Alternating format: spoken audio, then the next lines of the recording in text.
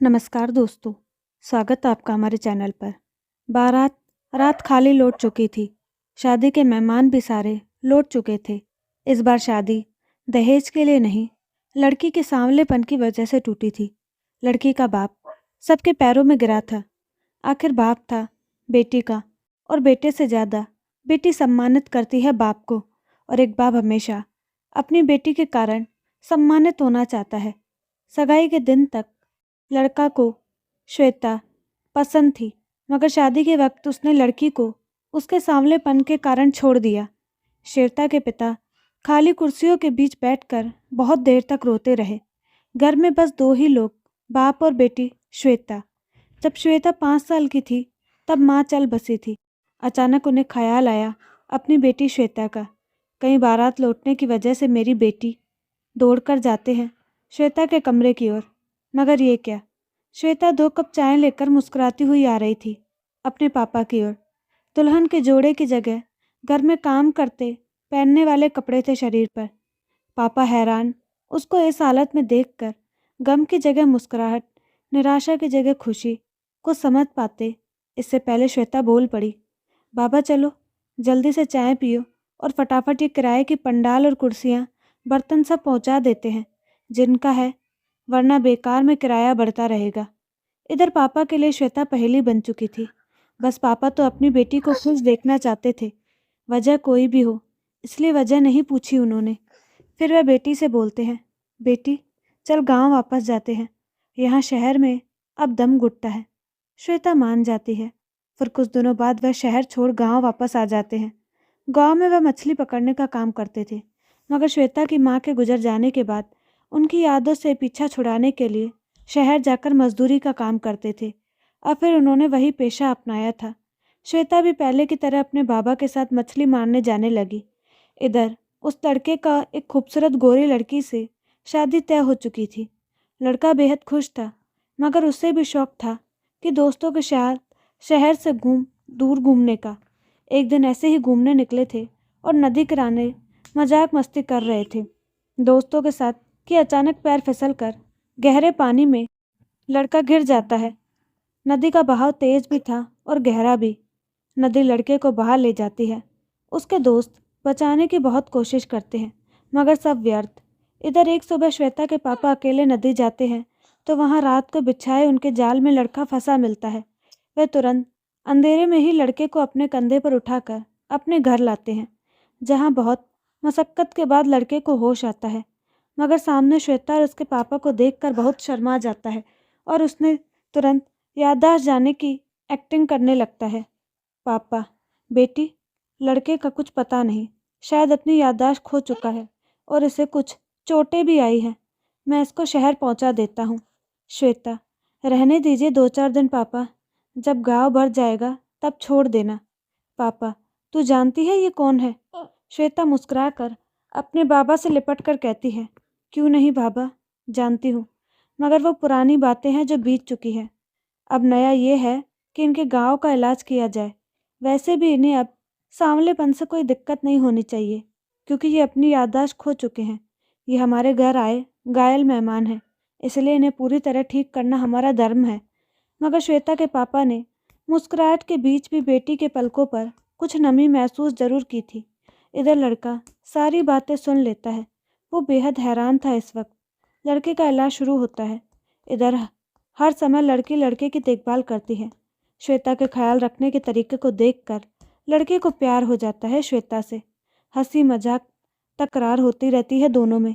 एक दिन जब लड़के का गाँव भर जाता है तो लड़का श्वेता से कहता है, मैं कौन हूँ, कहाँ से आया, मेरा नाम क्या है, मैं कुछ नहीं जानता, मगर तुम्हारा अपनापन देखकर मेरा यहीं रहने का दिल करता है हमेशा के लिए। श्वेता, आप चिंता न करो, हमारे बाबा आपको कल शहर छोड़ देंगे और आपको गाड़ी की छत पर बिठाकर नीचे लिख देंगे कि एक खूबसूरत नौजवान को माता पिता के घर का पता बताने वाले को 1 लाख दिया जाएगा। लड़का, मेरा मजाक उड़ा रही हो? श्वेता, अरे नहीं नहीं, इतनी हमारी औकात कहाँ जो हम किसी का मजाक उड़ा सके। लड़का, तुमने कभी से किसी से प्यार नहीं किया? श्वेता, नहीं, मगर किसी एक को मैंने अपनी दुनिया मानी थी, मगर उसने मुझे अपना बनाने से इनकार कर दिया। लड़का, जरूर वह कोई पागल ही होगा जिसने तुम्हें ठुकराने की गलती की। श्वेता, नहीं नहीं, वो एक समझदार लड़का था। पागल होता तो मुझे जरूर अपना बनाता। लड़का, यदि वह लड़का फिर से अपनी गलती को स्वीकार करके तुम्हें अपनाने आ जाए तो क्या उसे माफ करके उससे शादी करोगी? श्वेता के पापा दूसरे कमरे से दोनों की बातें सुन रहे थे। श्वेता, गलती उनकी कुछ भी नहीं थी, तो मैं कैसे बिना गलती के उन्हें माफ कर दूं? गलती तो मेरी थी। लड़का खुश होकर कहता है कि इसका मतलब तुम उस लड़के से शादी कर सकती हो। श्वेता, बिल्कुल नहीं, अब दोबारा उनसे शादी के बारे में सोच भी नहीं सकती। लड़का, मगर क्यों? अब फिर क्या उलझन है? श्वेता कुछ देर खामोश रहती है और खिड़की की ओर देखने लगती है। शायद कुछ कहने से पहले खुद को संभालना चाहती थी। शायद पलकों पर दर्द पिघल रहा था। अंदर उसके पापा भी हैरान चकित होकर वजह सुनने को बेताब है। लड़का पास जाकर श्वेता को अपनी तरफ करता है, मगर श्वेता की पलकों पर आंसुओं का सैलाब देखकर कुछ कहने की हिम्मत नहीं होती। श्वेता अपनी पलकों को उंगली से साफ करते हुए कहती है, उस दिन मैंने अपने बाबा को उस इंसान के पैरों पर सर रखकर मेरे लिए गिड़गिड़ा कर रोते हुए देखा था। मेरे उस बाप को जो मेरा अभिमान, मेरा घमंड है। पता है, उस दिन मैं अकेले में रोई थी। बारात लौट चुकी थी, लोग आस्ते आस्ते जा चुके थे, मगर एक शख्स ऐसा भी था जो अपनी बेटी के लिए सबके पैर पकड़ पकड़ कर थक सा गया था। वह सिर्फ अकेला बैठा था अपनी तकदीर पर रोने के लिए। खिड़की से बहुत देर तक मेरे उस बेबस बाबा की नमी आंखों में देखती रही, जो मेरा सब कुछ था। मैंने अचानक अपनी पलकों को पोंछा, फिर ठीक से धोया और दुल्हन के वस्त्र खोलकर दूसरी पोशाक पहन ली, फिर चाय बनाई। कितना मुश्किल था उस वक्त खुद के आंसुओं को रोकना, क्योंकि उस दिन मेरी जिंदगी लौटी थी मुझे एक लाश समझकर। जरूरी था मुस्कुराना, क्योंकि हमारे सामने शख्स था जो मेरे आंसू देखता तो शायद जी नहीं पाता। मुझे मुस्कुराना था अपने बाबा के लिए, क्योंकि मेरी खूबसूरत राजगद्दी के मेरे बाबा मेरे राजा है और मैं उनकी राजकुमारी। मुझे सांवली मानकर एक शख्स ने ठुकरा दिया, मगर मेरे बाबा मेरे लिए वह शख्स है। जब मेरे 5 साल की उम्र में माँ के गुजर गई, तब भी उन्होंने दूसरी शादी नहीं की। कहीं उनकी राजकुमारी को कोई दूसरी औरत आकर न सताए। अंदर श्वेता के पापा का बुरा हाल था। पहली बार वह अपनी बेटी के मुंह से वह दर्द की कहानी सुन रहे थे, जिस दर्द को बाप की खातिर झूठे मुस्कान की चादर ने बेटी ने ढक लिया था। मर्द था वह बाप, मगर बेटी के दर्द ने मोम की तरह पिघला कर रख दिया। इधर श्वेता रोते रोते आगे कहती है, हर बेटी के अच्छे बाप की जिंदगी और मौत बेटी के पलकों पर छुपी होती है। जहाँ बेटी मुस्कुराए वहाँ एक पिता को 2 गुनी जिंदगी मिलती है, और जहाँ बेटी रोई बाप एक तरह से मर ही जाता है। मैं सांवली थी उनके लिए, मगर मैं अपने पापा के लिए एक परी हूँ, एक राजकुमारी हूँ। उन्होंने बारात लौटा दी मेरी दहलीज से, मगर मेरे पापा ने उस शहर को ठोकर मार दी जहाँ उनकी राजकुमारी का अपमान हुआ था। अब आप ही सोचो, कैसे कर लूँ शादी दोबारा उस शख्स से जिसने मेरे खुदा को अपने कदमों में झुकाया हो। माना सांवली हूँ मैं, हूँ तो एक बेटी ही। लड़का पलके झुकाए सुनता रहा। सर उठाया तो वो भी रो रहा था, एक सांवली लड़की के दर्द को सुनकर। लड़के को कुछ नहीं सूझा तो अपने आप एक हाथ उठाकर श्वेता को सल्यूट कर बैठा और धीमे से कहा, क्या मैं तुम्हें एक बार गले से लगा सकता हूँ?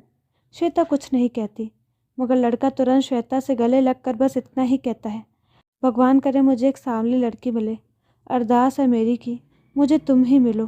फिर श्वेता को उसी हालत में छोड़कर श्वेता के पिता के कमरे में आता है, जहाँ श्वेता के पिता बैठकर रो रहे थे। लड़के को देखकर अचानक खड़े हो जाते हैं, मगर तब तक लड़का उनके पैरों में गिरकर माफ़ी मांगता है और खड़े होकर कहता है, मेरी याददाश्त बिल्कुल ठीक है, मगर आप ये बात श्वेता को मत बताना, वरना ये गुनाह पहले गुनाह से बड़ा होगा। शायद मेरी याददाश्त उस वक्त गई थी जब मैंने श्वेता को ठुकराया था और आपको झुकाया था। मैं कोई सफाई नहीं दूंगा अपनी बेगुनाही का। हाँ, मैंने गुनाह किया है, मगर कोई मुझे सज़ा तो दे। कहते कहते लड़का रोने लगता है। मुझे मेरे गुनाहों की सज़ा के रूप में श्वेता दे दीजिए। मुझे आपकी परी चाहिए, आपकी राजकुमारी चाहिए। मैं इंतज़ार करूँगा कि कब मेरे गुनाहों की पैरवी होती है। उस दिन जज भी श्वेता होगी और वकील भी श्वेता। सजा दे या रिहा करे, मैं बस उसका ही हूँ।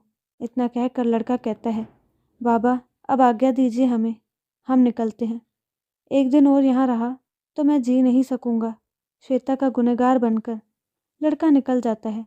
श्वेता दूर तक जाते देखती रहती है अपनी जिंदगी को, मगर पलकों में एक उम्मीद की नमी थी उसके वापस आने की, क्योंकि श्वेता लड़के और अपने बाबा की बात सुन चुकी थी। बाबा, श्वेता तू एक बार और सोच ले, क्योंकि वह पश्चाताप की आग में जल रहा है। तेरी खुशी किसमें है पता नहीं, मगर मेरी खुशी तो तू है। और तेरे बाबा का दिल कहता है कि चल फिर तुझे सजा दूं दुल्हन के रूप में, उसी लड़के के साथ जिसने तुझे सावली कहा था। श्वेता, बाबा हम तो बस आपको खुश देखना चाहते हैं। लोग जितनी भी नफरत क्यों ना करे हमसे, जितना भी सताएगा क्यों ना, हमें कोई फ़र्क नहीं पड़ता। मगर जिस दिन आपको दुखी देखा मैंने उस दिन टूट जाऊंगी मैं। इधर श्वेता बाप की खुशी में तैयार हो जाती है, उधर लड़का अपने माँ बाप को लाता है। लड़का जिद करता है कि शादी शहर में हो, उसी घर में हो जहाँ से मैंने मेरी सांवली को ठुकराया था। इसके बाद दोनों की शादी हो गई। तो दोस्तों, किसी के रंग पर जाकर उसे जज नहीं करना चाहिए। दोस्तों, आपको कहानी कैसी लगी अपनी राय कमेंट बॉक्स में ज़रूर दें, और साथ ही हमारे चैनल को लाइक शेयर सब्सक्राइब करना ना भूलें। धन्यवाद।